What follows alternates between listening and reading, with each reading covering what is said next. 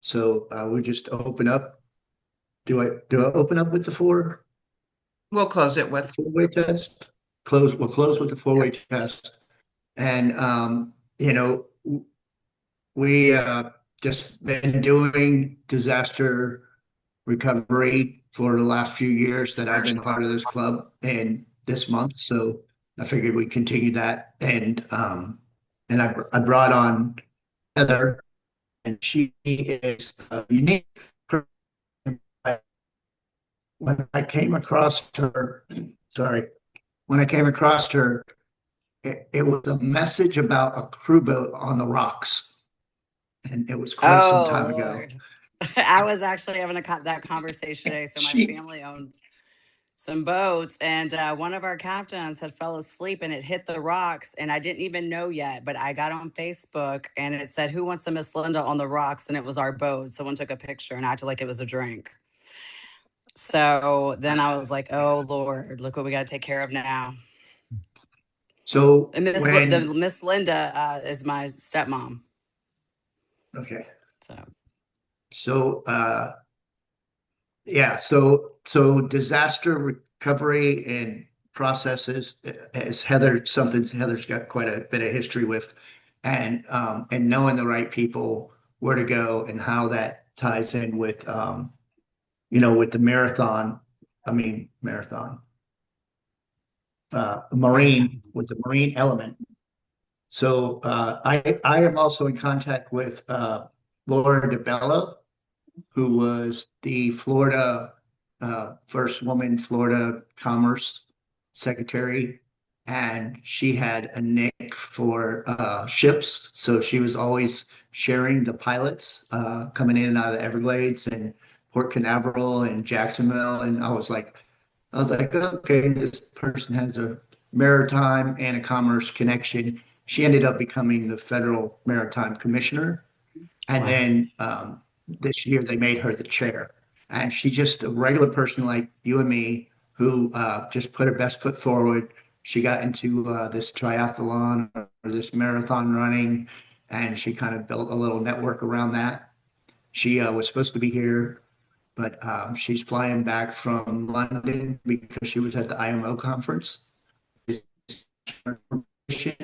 And it's basically the global standard for all maritime operations. Um, there's a lot going on in that field right now.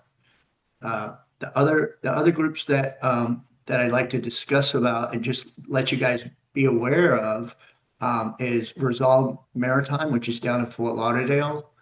And what they do is if there's a spill or there's a chemical or something needs to have bioremediation, they would be the people that get called. Um, if a big vat after a storm was exposed to outside the perimeters. It could also include securing a port where maybe a vessel sank, and during a hurricane, a lot of vessels sink. Um, and then the other company that I wanted to bring to our attention was the Morgan Salvage. And Morgan Salvage is working on a huge program that's going around all the different ports, and um, and they're picking up the derelict leftover sailboats. So there's a lot of sailboats in these ports that have been abandoned. Somebody bought it, thought they were going to do something with it, and they didn't, and it just sat there. Or a storm came along, and they just never went back and fixed it. Maybe they lost their house, and they just never returned back to the area. So those are some of the elements that happen in disaster preparedness, and tying all those pieces together, the before the disaster, during the disaster, and after the disaster. Those four companies, including what Heather does, could actually, we could actually create a complete plan, a full circle cycle plan, just with those four companies and what we're doing inside of our Rotary group.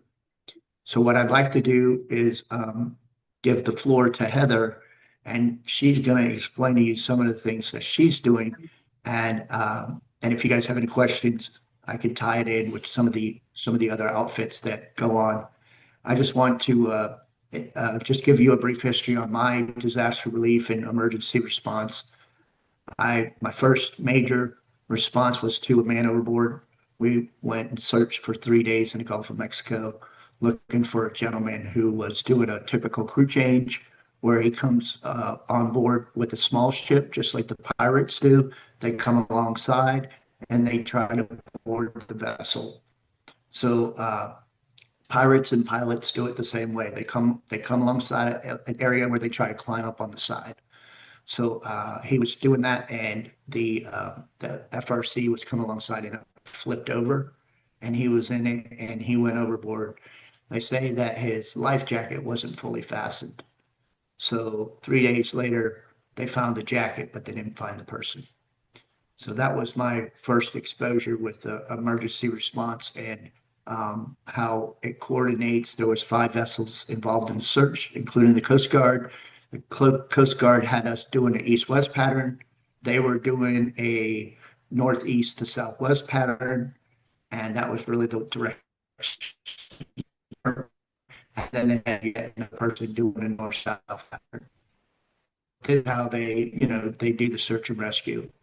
So the second incident that I had was at the Deepwater Horizon, where there was 11 people still in the water, and we showed up to do the firefighting. So we were just spraying the water onto the pontoons of the semi-submersible, trying to cool off the boundary areas so that it could possibly stay afloat. In that process, the vessel actually changed ownership.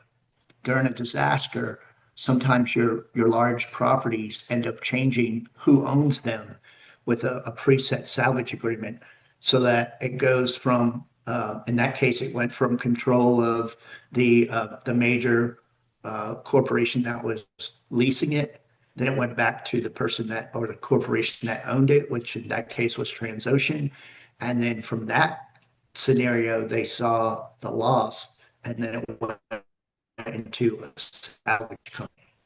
So the salvage company was then controlling how we risk managed the vessel and the firefighting capabilities, bringing in the vessels that were needed and getting rid of the responders who were not needed. And that's kind of a unique situation because, you get caught up in the hype of trying to help and you want to save, right? But you got to have the right resources there. You got to have the people there and, the right type of vessels. So there was one vessel that was a smaller vessel. They had to get really upfront and close, and they said the paint was boiling off the side of their hull. So the decision had to be made to call them off and, and bring in a larger vessel. So those are things that are like decisions are made in the moment and in the crisis, right? And so the goal is to make sure that everybody's doing their part and that everybody continues to do their part and watch out for fatigue and watch out for damage to the people or the equipment while you're managing the disaster. And those are some of the things that I experienced. My last thing was at Harvey Gulf, where I had an engine room fire, and they did an amazing job of getting that vessel back in. They turned around, all the electronic wires was rewired in 6 weeks. And this was one of those deals where if they couldn't get the vessel back to operation, it literally would have went to scrap because it had to be either working or it wasn't going to be on a contract.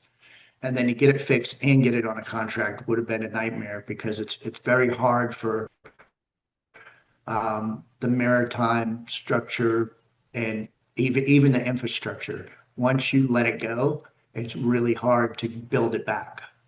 So it's timely when we're doing these disasters that we can get those communities up running as quickly as possible so that they can, start rebuilding and so that they can maintain their business and their month-to-month contracts. I believe the maritime industry has an obligation, and that's something I'm talking with Laura about, is staging barges and materials that can get rid of the waste after a disaster, because there's always a river or or coastline that these disasters happen in, that we could easily assess some single hull barges, and they could easily put stuff in those barges, and it would put a stress on the local landfill infrastructure, and you get that debris cleaned up as soon as you can. What we had last year in Florida was a situation where one storm came in, wrecked everything, trash everywhere. Everybody was cleaning out. They were mucking out. A lot of Rotarians that didn't have a place to put the trash.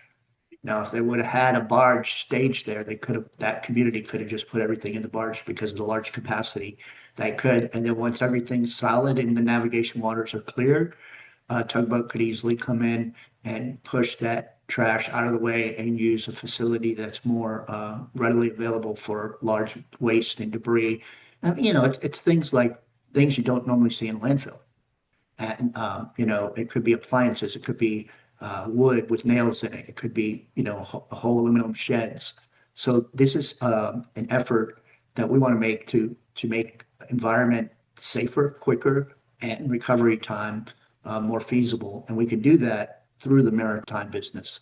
And disaster recovery, incorporating maritime in disaster recovery is critical to making it a better process. So with that, I'm going to turn you guys over to Heather, and she's going to tell you a little bit about what she does and how her role plays into the bigger picture. Hi, I'm Heather with Gulf of America Services. I grew up in the industry. I'm third generation maritime. So I have experienced Katrina, lost everything in Venice, Louisiana, and we're already below sea level. So let's see, Katrina was August 23rd, and then Rita hit in September. So for 3 months, I couldn't even go to my house because it was underwater. So we had to live out of a hotel. So that personally, I've experienced it. And then also with our boat company, we had to leave some of our boats because not all captains want to stay on the boats. And that's something that people don't know either. Like, these wives and kids, they're having to evacuate by themselves, right? And the wives are hysterical and the kids are like scared. And so we have to get them to go up the Mississippi River as far as they can. Some of our boats have gotten left behind. Some of them, we come back, they're there, they're beat up, or they're gone. So that's really difficult to handle. So we created and done disaster relief for years, and we have a lot of partners all around the coast. So we created a PowerPoint that we can go over. Let me see.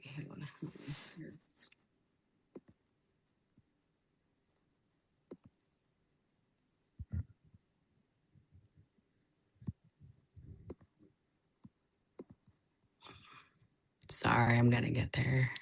Can you enable share? I'm glad you know how to use this stuff. Okay. Yes. Okay, I think you have to enable. It's disabled to share. So then there. I think you have to make the co-host. I'm not sure. You got it? Let me see. It's disabled for some reason. It says the host disabled attendee screen sharing. Yeah, that's normal. Did y'all want to see the PowerPoint? Alicia, I think, can you make her co-host?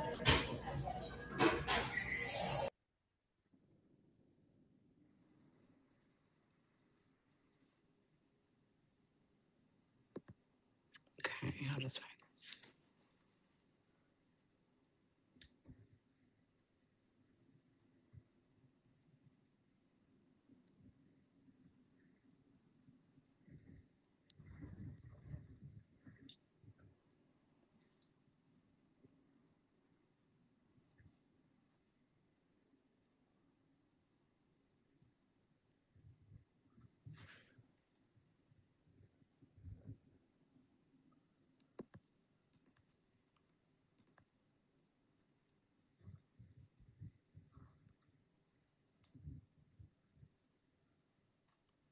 Okay.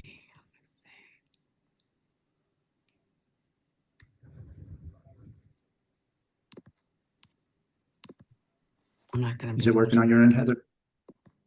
No, it's disabled, so I can't share the You- PowerPoint. Vince, are you still there? Can you do it? I think Do we what? made I'm sorry, Vince I the can't hear you. co-host. No, I'm not able to.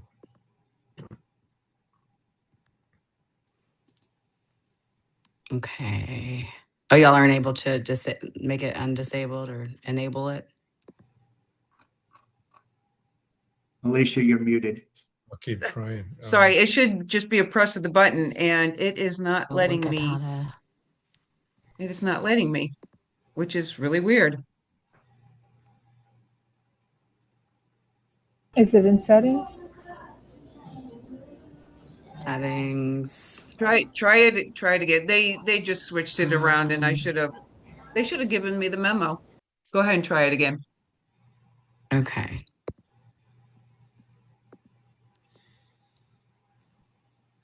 Oh, okay. It's starting to work now. Awesome.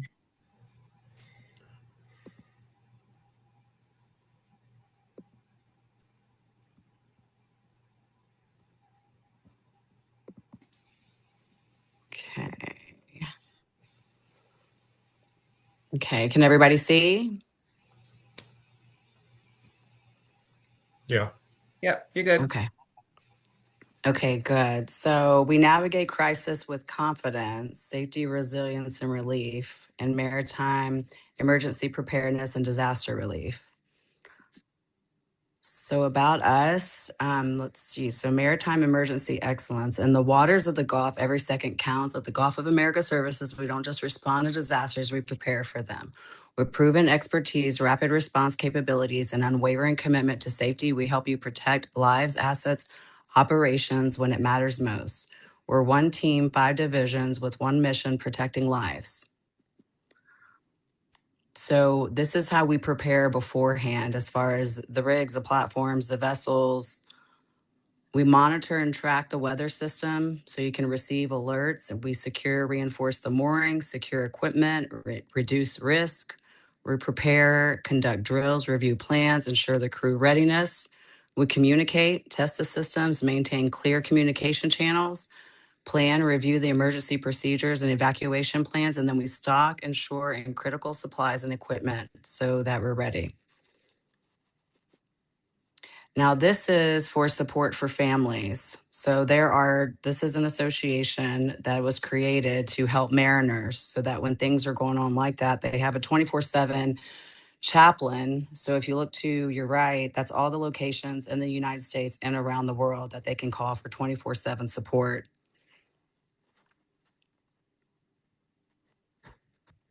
So that's for the families and also for the mariners. This is the housing. So we provide housing for evacuation for families. And then afterward, if they do not have housing, we have housing for them to go to. So the housing options are that they have Jack and Jill suites. And so they're shared between 2 bedrooms in case it's a family. And we have larger ones going from 3 bedrooms to 5 bedrooms. And then also we can turn it into offices or whatever's needed. If there's a business and they want to provide it for their employees, they're able to also. All right, this is the map of the Mississippi River. So this is kind of what we do when we're in the Gulf. We have to go up the Mississippi River, and this is to show you they know where the fuel and the food is as far as the captain so that they can make sure everybody's safe and fed. Let's see. All right, we also provide fuel, maritime fuel operations, marine fuel delivery, vessel readiness, storm preparation, the post-disaster marine recovery. And then we're prepared for pre-storm fuel staging, generator fuel supply, emergency logistics planning, emergency response. It has to be 24/7. I mean, once that's going on, everybody's got to be ready. So we have mobile fueling and temporary fuel depots, and then recovery and support. So power generation support, construction equipment, fueling, transportation, supply chain, continuity. You never know what you need and when you need it or where, but we are ready to serve you. So we also provide logistics and support delivered. pretty much everything you need from warehousing, distribution, transportation, trucks, tracking. We also work with the government. We have an in with a couple of people. Our lobbyist is friends with Trump. So if something needs to get done right away, we could send him up there. And we're also have an in with Homeland Security. So, and then we also provide healthcare staffing. And so medics, like first aid kits, any type of safety personnel can show up. We have a whole crew for that, and catering. So we have high, fresh quality meals, remote location catering. We can come on site with water, whatever's needed, even dietary accommodations for people who have allergies, life support services. Let me see. And then afterward, maritime preparation, disaster relief. So we have all the equipment, the cranes, the barges, the tugs, everything you could think of, including living quarters, because when the guys have to have somewhere to live in order to be able to rebuild what's been damaged. So we deliver expert marine construction, pipeline services, and logistics support that strengthens the critical infrastructure and accelerates the recovery when it matters the most. And I'm going to hand you over to Joshua because he does our cybersecurity, so he can explain to you how that plays into effect from beginning to end. Hello, everyone. Good evening. My name is Joshua Molly. I'm head of cybersecurity at Gulf of America Services. Thank you for the opportunity to share our cybersecurity posture and consider us for help for the maritime industry as a whole. So in the maritime world, disruptions don't just slow operations. They can shut down production, they can delay vessels, they can put crews at risk. So we here at Gulf of America Services, we help organizations stay prepared to respond quickly and recover with confidence when it matters most. We start by identifying risks first. So they can become real problems, that whether that's vulnerabilities in offshore communication systems, port logistic platforms, could be vessel tracking software. We run a number of risk assessments to help operators avoid costly downtime and safety issues. So instead of reacting to an incident, you're prepared and you're proactive in it. So in the case that something does happen, right? For instance, a cyber attack on a terminal system, could be a ransomware attack affecting scheduling, could be disruption to offshore operations as a whole. So we have an in-house incident response team that moves quickly to contain the threat and restore functionality. So this minimizes operational delays and protects critical infrastructure and keeps your crews and assets moving. One of our offerings that we have, a niche offering, is a virtual CISO, so a virtual Chief Information Security Officer. So instead of, paying that compliance manager $250,000 to, sit down, not be proactive, not keep up with regulations, not keep up with risk assessments, we have a virtual one that employs a great cybersecurity posture. So from there, we can identify, we can contain, we can eradicate and recover, all with expertise as far as cybersecurity goes. So I know a lot of people are opposed to AI. We believe that it is a tool that we can use, right, to be proactive in these situations, especially in disaster relief, because if you're informed ahead of time that a storm is coming, a hurricane is coming, then we're going to be making the proactive decisions, right, to help these families, to be helping the captains, anybody involved in the logistics manner. So we also provide 24/7 monitoring, giving you real-time visibility into your systems so threats can be detected early. So that's combined with hands-on training and scenario-based exercises, so your team is prepared to act quickly and effectively under pressure. So in conclusion, Gulf of America Services ensures your operations remain secure, resilient, and ready. So even in high-risk environments, you stay in control. Thank you so much for letting me present. Hey, guys. So here's our information and my phone number because, I know I'll be awake. I'm usually awake all the time. So Yes. If y'all have any questions, just let me know.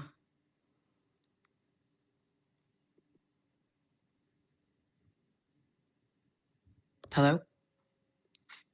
Yeah, I have Any a questions? question. Oh, Uh, okay. Do you have contracts with most of the oil companies and their offshore rigs? Yes, we do. We have basically a relationship with the dredge companies, the drilling companies, the plug and abandonment companies, the decommissioning, the oil companies. Because I'm third generation, I grew up in it. I know all the vessel companies. I worked for Harvey Golf as well, just like Paul did, but I did our sales. So I had to get on the boats and check them out, and learn the subsea boats and to be able to sell them to the corporate offices in New Orleans and Houston. And I would visit the docks and help with whatever. So yes, we have it in with all of these companies because we're everywhere.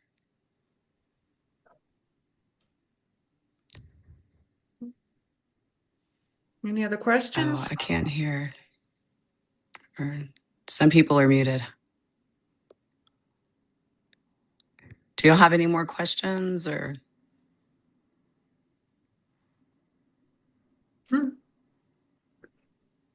How far is this reaching? This is the Mississippi area that you're dealing with? Oh, I'm sorry. For some reason, I didn't hear you. What was that? Are you localized? In other words, you were talking about the Mississippi area? Is that your Mhm. main area of where you work? Or does So it exceed America? No. you're saying like internationally, do we help? Yeah. Oh, yes, we do. So I am friends with the Prime Minister of Guyana. I have a good relationship with Trinidad, Nigeria. So we do help them too. Yes. We have close relationships with the three of those countries. I don't know if I want to take on a lot more. It's hard to like There's remember a and lot of keep track of mariners who's doing stranded what. right now, and they're a little further away, but they've been in the Oh, it news. would. Yeah, Heather, I have a quick question. Okay. I'm certain that you keep close touch during hurricane season with what may be coming.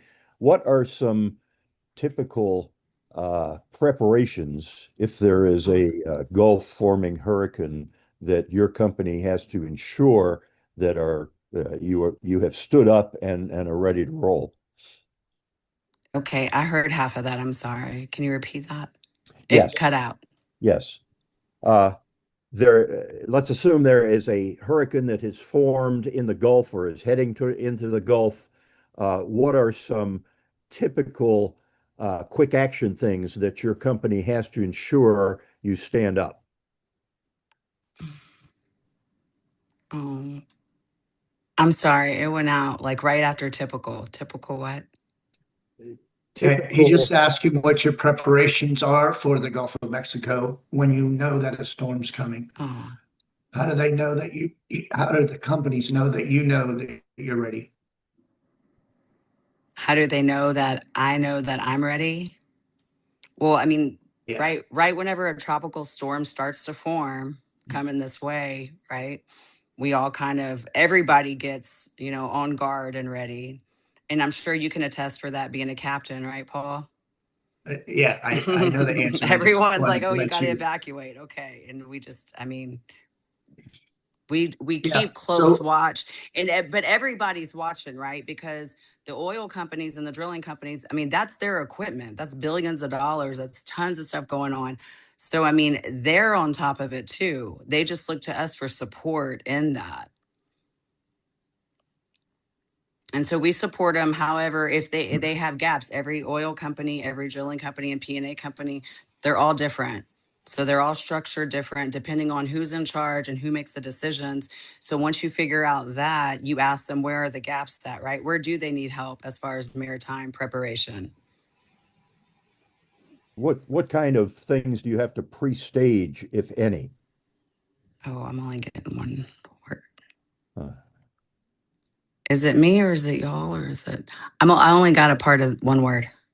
Yeah, What he just what do said Sorry. you have to what pre-stage? To Pre-stage? pre-stage, Mhm. For to get ready, you're saying, or prepare, or for afterward? Yeah. Well, so with the food companies, right, we have big distributors. So we get a bunch of extra water and warehouses and food and get ready to where like the hurricane's not going to go on higher sea, it's not under sea level like Louisiana. And then we get the trucks ready and we get everything that's on ground that's higher up to get ready for whatever's going to happen. So we just over prepare because you never know. And I mean, it's going to be used anyways because the boats are huge or small and they're going to use the groceries, for all of their runs. So everybody just prepares and gets ready as far as food, water goes, the trucks. And I mean, we're used to this, right? It's been going on a really long time. So especially if a lot of people have grown up here in the Gulf, so they know, and, it's kind of nerve wracking to tell you the truth, because you're kind of, and I'm sure y'all in Florida experience the same thing, right? Like, oh no, hopefully a hurricane doesn't hit, and then it lets off tornadoes all over the place. So yeah, we have trucks on the ground, food, water ready, housing ready. We just kind of get over prepared just in case, because no matter what, it's going to be used. Like something's going to happen, because we can move the house thing to any place also. And I think Heather can attest to this, is that one of the things that we do offshore that I wish we did a little bit more on land was non-essentials are removed out of the equation as soon as the named storm is in the area. So what does that mean on land when you have non-essentials? So that means nursing homes, as much as they hate to do it, need to be the first to move, not the last. But because of the facility's emergency generators, and they hype it up as if everything's fine until 2 or 3 days, and then they gotta go pay another facility to use that so that they can they can make it happen.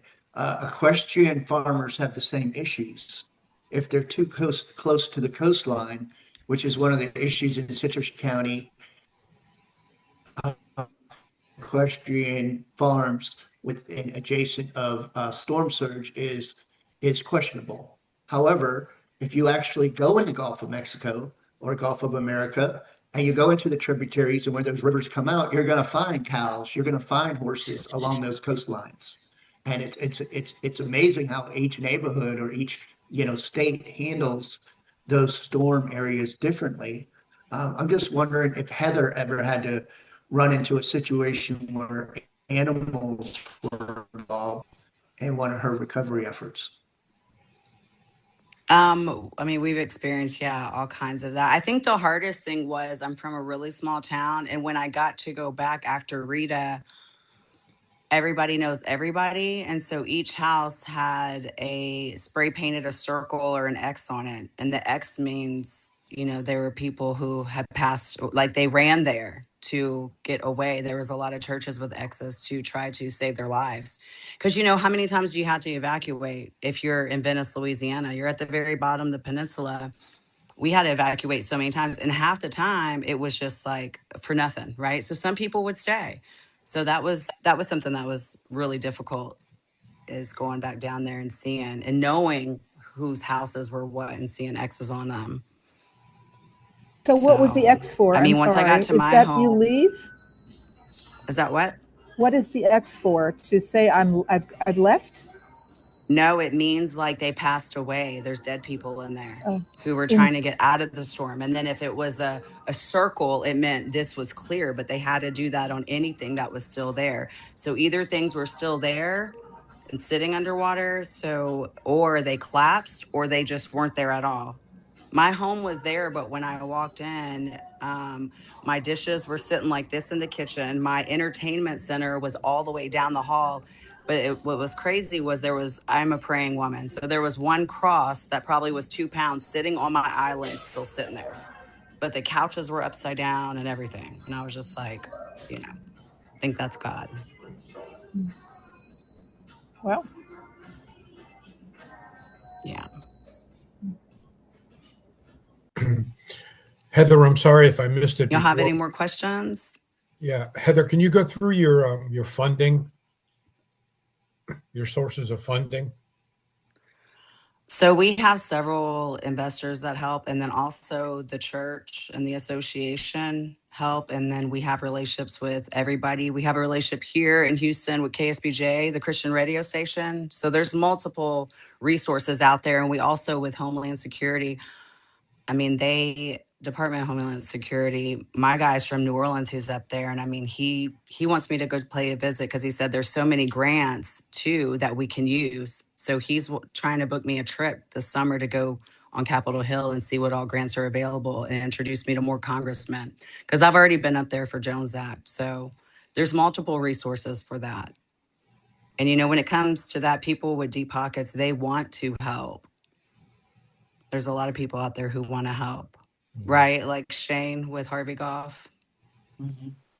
There's Paul? there's actually, Vince, there's actually a contract that gets put in place by the local legislation for like who's going to provide the dumpsters, who's going to clean up the trash, and they give them a time frame of 3 to 6 weeks. But you know, the reality is that these cleanup contracts are just assuring that there's only going to be one company that works for that city that cleans up the trash. And sometimes, as Heather's pointing out, only one company sometimes isn't enough. You really have a relationship with a person or an entity that's willing to work with all the brands, and they're not afraid to share their brand and their logo with somebody else. But it's really difficult because so many people have worked so hard to put their brand together and you know make it the go-to place. But in a disaster, we just really have to take those walls down and work together and use the internal networks that that can provide the quickest response. And I think that timeliness is readiness. And if you guys can't get to the funding, if they can't promise these companies you're going to pay them, they will not show up. So a lot of that stuff has to be done behind the scenes, at the dinner table, if you will, over lunches and at seminars. So it's important in disaster recovery that there's people that are constantly going to these events and making themselves known. Heather is one of those people. Laura DeBella is one of those people. Resolve Maritime is one of those companies that they're always at these events. And they're always at the preparedness stage where, like she's saying, they absolutely get over prepared. And in doing that, what they're really doing is setting up a system so that when it comes time to make the phone call, they know there's a check on the other end. And that is, the funding is critical, but you have to realize that some of the local governments have a contract and they don't want someone else coming in and violating or breaching that contract.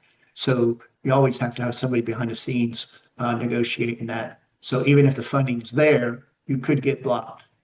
And that's one of the challenges and why we have these conversations, just so people are more aware of where the gatekeepers are.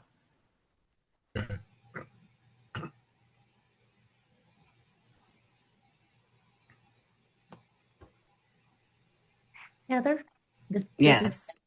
Do you ever use shelter boxes from Rotary to help people? I didn't know Rotary had shelter boxes. I'm new to the Rotary stuff. I Oh. just did my bio and did my interview. Yeah, I was just wondering if there was any connection with your organization and Rotary. Because a shelter box, if you don't have any way to go back to your house, having a tent and a flashlight and sleeping bags and clean water would be really helpful. Okay, I got half of that. So having a shelter box, I maybe we call it something else here. What's a shelter box? It's like These a are little, companies. Shelter Box is a or a company, it's tent, a you brand. said? Yeah. I'm sorry, it's going like in and out. So I'm It's trying a to understand. brand. Shelter Box is a name of a brand. Okay, I'm gonna look it up. We probably just call it something else here, Yeah, I'm sure we have them. This is a, So this, I'll this look into is that. yeah. This is why we do these things, because this networking and knowing what the different resources are is pretty amazing. Yeah. And I hope that, Yeah, I hope that knowing you who guys can stay in offer touch what, with Heather. and then getting new ideas of how to do things better. Yeah. Mhm. Yeah, it provides water systems. I mean, it provides, I think in Haiti, they're still running shelter boxes for years, although they're supposed to, be they're supposed to be a gap filler rather than a permanent shelter, which they are not. Yeah. Okay, shelter boxes. I'm gonna look them up. Yeah. That's a good idea. I didn't know that. Yeah, they're based out of England and also Sarasota, Florida, and for the Yeah, United we States. have a local. And they can provide a shelter box by the hundreds within 70 hours anywhere in the world. Oh, wow. You know, if It's you have called tornado, shelterboxusa.org, Heather, Okay, I'm gonna remember that. tsunami, whatever. and it says Rotary and Shelter Box, so you can. Is it there gonna be an email with everyone connected on it after this? So I can share the PowerPoint and then so that y'all can share whatever y'all think y'all can educate me on in case, Alicia, I what- usually the meeting's being recorded and Oh, I put okay. it out in the bulletin for every club member. I can go ahead once I have it downloaded on my computer and get it set up on the bulletin. It's also on YouTube. We have a YouTube channel for the club. But I can go ahead and send you a link as soon as I get it prepped. I'm going to put it in the chat. Okay.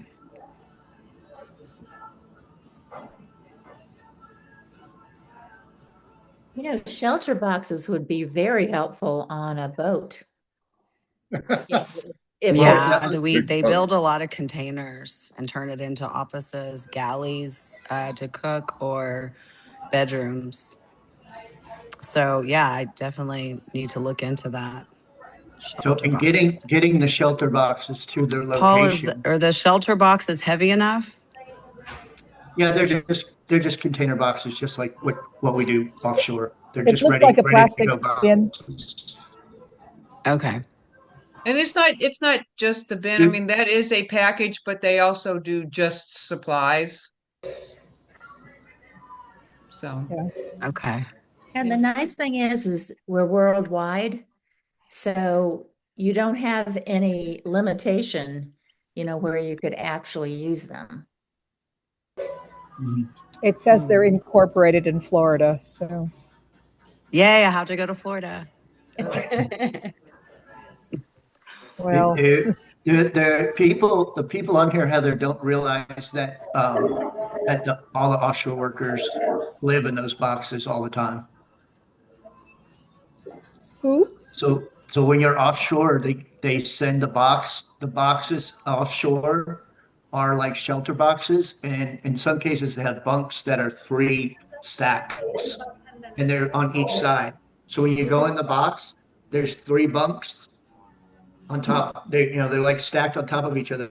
So you put 6 people on one side of the box and 6 people on the other side of the box. And then you're hopefully your box is adjacent to the toilet box. Now they're dying to work offshore, huh? We're really making it Well, appetizing. yeah. But just imagine having that resource that works. It absolutely works. And having a resource like what Heather's company does, and knowing that you're just one phone call away from having the food, the sleepers, and even the toilet facilities ready to go. And they actually have boxes that have generator compressors on them that serve as refrigerator boxes. And a lot of that stuff can be shipped through small vessels as opposed to trying to get into an area with a large vessel. Heather would be the go-to person if you wanted to get equipment there faster than the roadways, because a lot of times roadways are blocked, right? So I remember Tampa and that our area, they waited 7 days to get a reload of fuel. 7 days for the Port of Tampa to open back up to give a reload of fuel. It took them another 3 days to get all the fuel off into the trucks and at the stations. So it was a 10-day cycle that could have been avoided if we had known Heather. Yay. The organization Shelter Box is 20 years old, Heather. Do what? The organization Shelter Box USA.org is 20 years old. Oh, Yeah, wow. Been around they for got 20 started years. Okay. 45 years ago. I'm going to look them up too. They've been around for some 40 years. Thank you for sharing. Well, that's, I think, the Florida one, maybe. Not sure. But I have known them since I've been a Rotarian, and that's been 20 years. So, They help a lot of people in Florida. no, we send them to places like the Philippines. Clubs will sponsor a shelter box, and it is $1,000, or it was $1,000. So the club would give $1,000. The box goes where it needs to go. So you can make Okay. it an annual project without saying exactly where it's going to go, but you have it ready. So Rotary does the sponsorship of boxes. Oh, wow. Heather, that $1,000 sends the box anywhere in the world with Shelter Box people to help train the folks to set it up. And it becomes their equipment. The box just contains the equipment. And it's everything, as we said, water purification to the actual shelter, a special tent that's custom made. You name it, it's in there. Everything except food. Pots.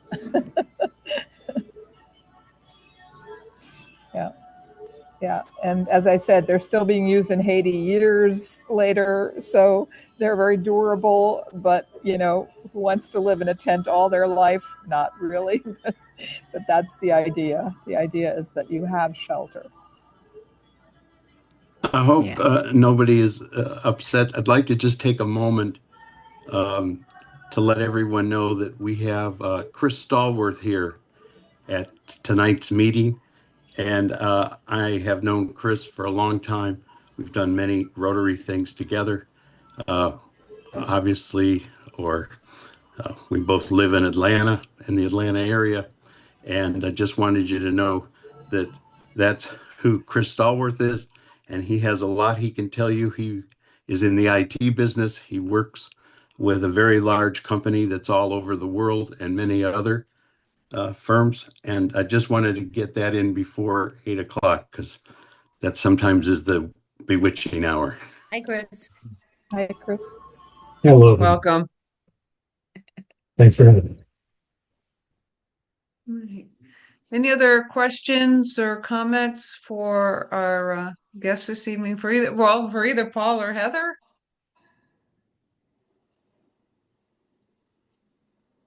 All right. Heather, what you do is fantastic. And keep in mind that you're a part of the Rotary family now. So if you ever need any help, just let us know. All right, I will.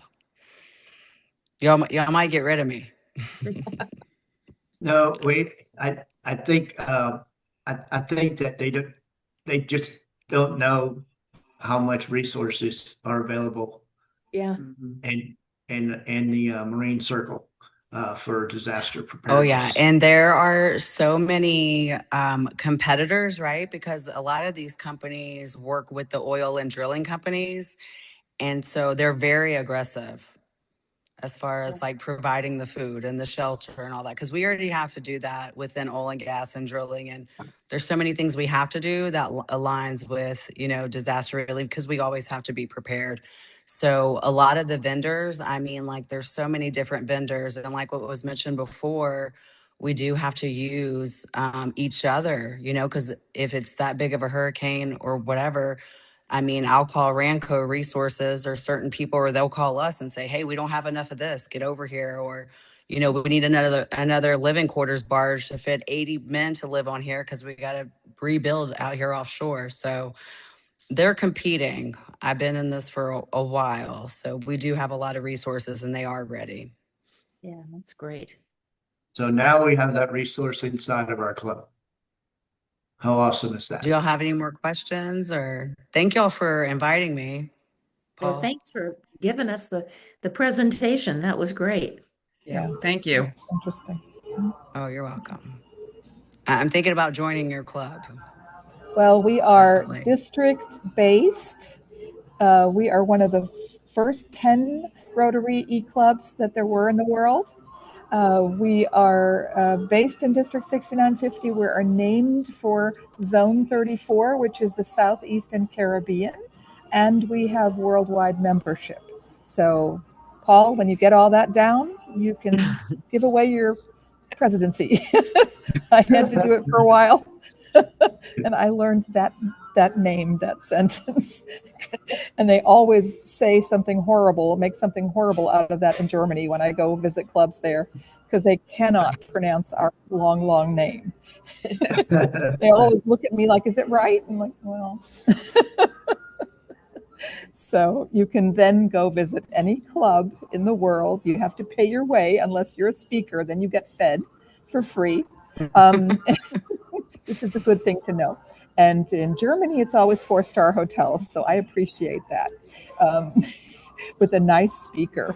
Last time it was the prostitute situation in my hometown, Wiesbaden. That was interesting too, as a theme. 2 social workers had a nice long chat with us. It's legal in Germany, so it's a regular theme for a lot of people in the world. It's just another industry. It's just another industry, and it's very well regulated with the healthcare. But they do have rings of, human trafficking, which we don't like. Nobody likes that. So that is something that they are working on, and that was what they were talking about, not how wonderful it is to be in that business. They were the city people taking care. Yeah. So they're but just it's a lot more transparent. Yeah. Sorry. Yeah. And Heather, how do you want people to reach out to you after this meeting? It is recorded, but the recording's about to stop. So what's your recommendation? Oh, for I'm reaching sorry. out? Maybe put an email address into the chat. Oh, do I know how to do that?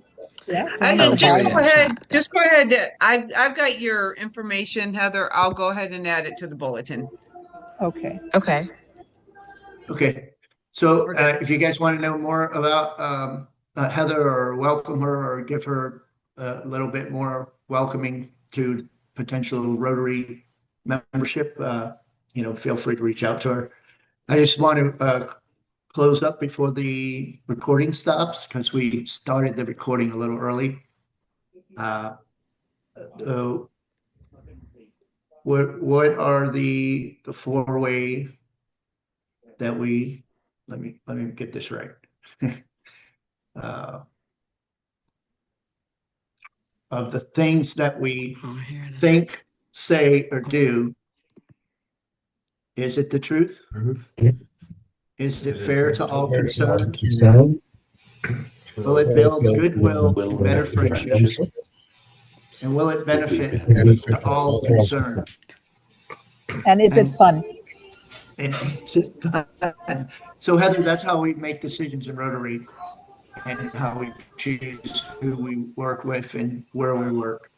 So we appreciate you here, and thank you very much. Yep. Thank you. I appreciate you, y'all's Heather. time. Be in touch. Thank you for the opportunity. Okay. Thank you, Heather. You're welcome. Nice to meet you all. Nice meeting you. Okay. Bye. Bye. Alicia, is that information that I all got to you, is that going in something? Pardon me? All the youth things, is that going somewhere? Is that? Yeah, what I'll be in the next bulletin, which I'm working on this weekend. Oh, Well, okay. working I on got the prior to this email. weekend, because I'm not going to be here this weekend. So hold on, Bye. I'll plug myself in. There we go. Take care. All right. Everybody. Let me go ahead and